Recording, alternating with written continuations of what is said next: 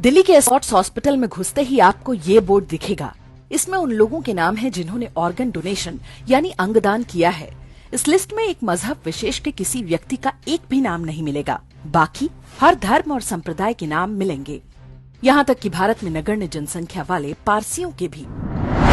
लेकिन इसी अस्पताल में आप ऑर्गन ट्रांसप्लांट की प्रतीक्षा सूची को देखें तो पाएंगे कि आधे से अधिक लोग मजहब विशेष के ही हैं। भारत ही नहीं, खाड़ी के देशों से भी आकर किडनी, लिवर और दूसरे अंगों का प्रत्यारोपण करवाते हैं। प्रश्न उठता है कि वो कौन सा मजहब है जो अंग देने से तो रोकता है लेकिन लेने से नहीं। कुछ वर्ष पहले की बात है, पूर्व क्रिकेटर सैयद किरमानी ने नेत्रदान की घोषणा कर दी और इसके बाद उन पर कट्टरपंथियों के हमले शुरू हो गए। कहा गया कि इस्लाम में नेत्रदान हराम है और ऐसा करके सैयद किरमानी ने कुफ्र किया है। दबाव में आकर किरमानी ने अपना निर्णय वापस ले लिया। आंखें और शरीर के दूसरे महत्वपूर्ण अंग ही नहीं, मजहब विशेष के लोग रक्तदान तक नहीं करते भी हैं तो तब जब खून किसी अपने ही मजहब के व्यक्ति को ही दिया जाना हो। कोरोना वायरस की पहली लहर के समय प्लाज्मा डोनेशन का खूब नाटक किया गया, क्योंकि तब तबलीगी जमात के थूकबाजों के कारण दुनिया भर में बदनामी हो रही थी। लेकिन उसके बाद फिर से स्थिति जस की तस हो चुकी थी।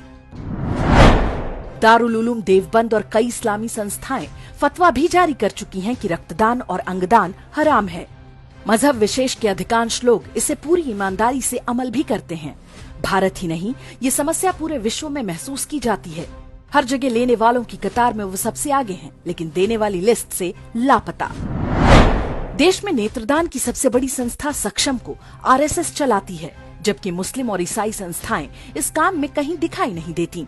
इन सारे तथ्यों के बावजूद कांग्रेस पार्टी के नेता शशि थरूर ने ट्वीट करके हिंदुओं के नेत्रदान करने का मजाक उड़ाया। अपने मजहबी वोट बैंक को खुश करने का ये भी एक तरीका होता है। एक ओर अंगदान का विरोध करने वाली ये कबीलाई संस्कृति है, दूसरी ओर भारतीय समाज है जहां हमेशा से अंगदान को महादान माना गया है।